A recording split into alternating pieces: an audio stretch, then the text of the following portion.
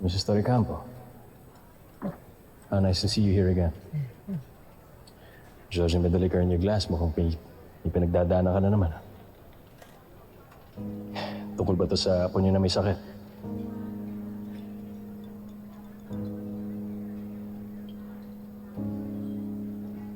I wish it were just that, pero may iba pa akong problema, Alvin. May I? Yes. Well, if you don't mind me asking, nag-aaway ba na naman kayo ni Sir Greg? Binabalikan na naman niya kasi yung nakaraan namin. Something that I thought was forgotten and forgiven. At ano naman ang ginawa niyo?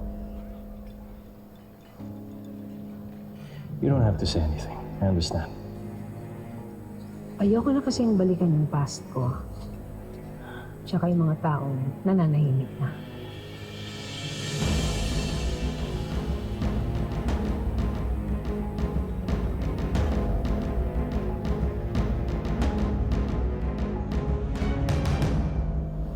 Okay lang yan, sir, para gumaling po kayo kagad. Gusto niyo po bang gumaling kagad?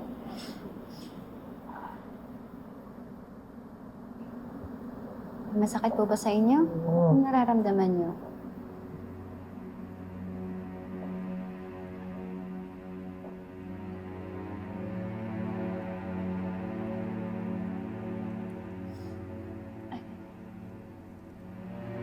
Nurse, leave us. Iwan ko po muna kayo sandali, sir, ha?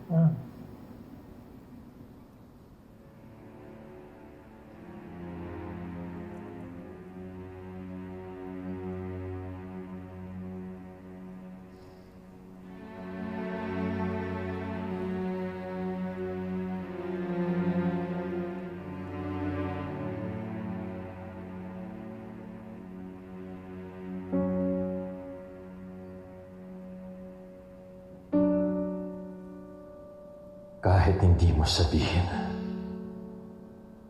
alam ko na ang lahat, Regina. Tungkol sa naging affair niyo ng father mo. At tungkol sa anak niyo.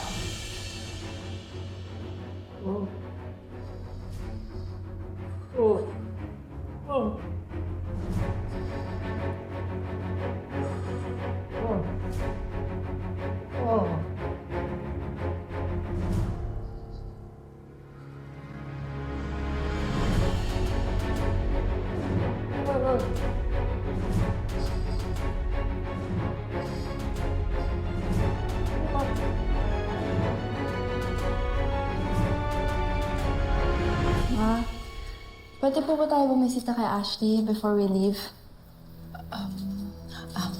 Jasmine, alam mo naman na complicated pa yung sitwasyon natin with her parents. Maybe, wag na muna ngayon. I just wanted to make sure that she's okay po. Pag lumamig na yung ulo nila, saka na lang natin dadalawin si Ashley. But for now, uwi muna tayo, ha?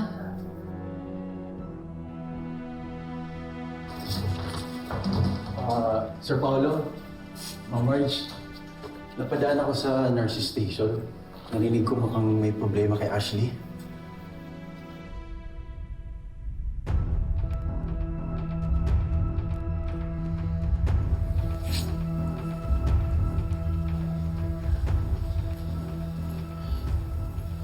Kamusta si Ashley? Nasaan siya? Anong ginagawa niyo dito? Kamusta? Pwede yun. Muntik nang mamatay tayo sa kagagawa ninyo. Kaya sorry, hindi naman namin in-expect na mangyari to. Alam mo kung anong gusto kong gawin sa'yo ngayon? Gusto kitang kalad ka rin palabas ng ospital. Tapos ipahiya ka sa maraming tao. Katulad ng ginawa mo sa akin dati. Pero alam niyo kung ano yung difference? Ako, cheater lang. Ikaw, kayo, mamamatay tao. Kaya hindi kami nandito para makipag-away. Nandito kami para tumulong. Para ano? Para maghugas kamay? Para palabasin na kayo ang mabait at saver ng anak ko? Kasalanan mo to. Kasalanan mo to. Kasalanan mo to. Kasalanan mo to. Please, stop. Huwag mo silang patulan. Tsaka na natin sila pananagutan. Right now, we have to stay calm for our daughter. Huwag na kayong lalapit sa anak ko! Lumayas na kayo! Alis!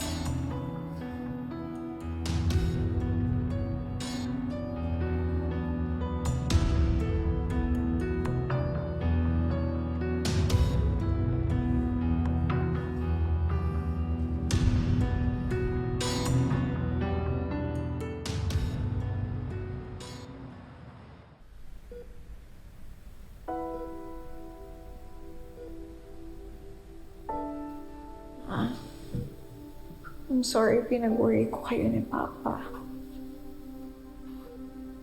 Ngayon, naiintindihan mo na, anak, kung bakit ayaw ka namin mag-donate.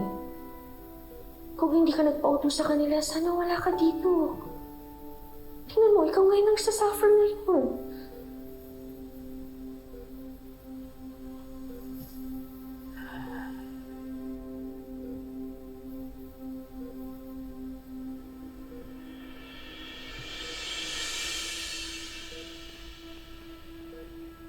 Bakit?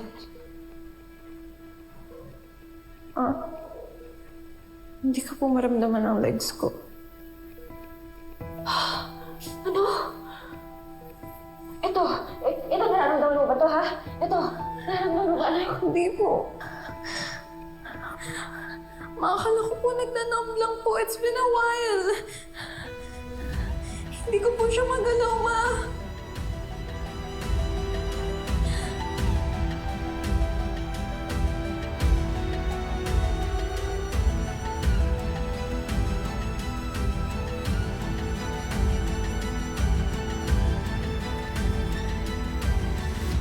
After the harvest from the ileocrest, possible po na nagkaroon ng abscess or nana around the area that could have affected Ashley's nerves. Yung ba ang dahilan kung bakit hindi niya maramdaman yung mga paa niya, Dok? Yes. Kailangan natin matanggal ang abscess to prevent further infection. Also, para hindi ganyan po yung maging kondisyon niya. Sinasabi niyo ba na kapag hindi siya naoperahan, hindi makakalakad ang anak ko? Tama ko ito, Mrs. Let us know when do you want to do the surgery, but I suggest you do it as soon as possible because time is very essential. Excuse me po. Edward, anong gagawin natin? Siguradong malaking halaga yon. Ubus na tayo. Hingan mo kaya ng pampa-opera si Paolo? Pambawi man lang sa ginawa nila kay Ashley. Hindi. Hindi ako lalapit sa kahit sino sa pamilya ko. At ano? Hahayaan mo na lang na habang buhay malungko si Ashley? Dahil dyan sa pride mo? Hindi nga. Hindi ako lalapit sa kanila. Kapag tinanggap natin yung pera nila, habang buhay nila isusumbat yun sa atin, magiging pagmamayari nila tayo. Hahanap ako ng paraan. Ako bahala.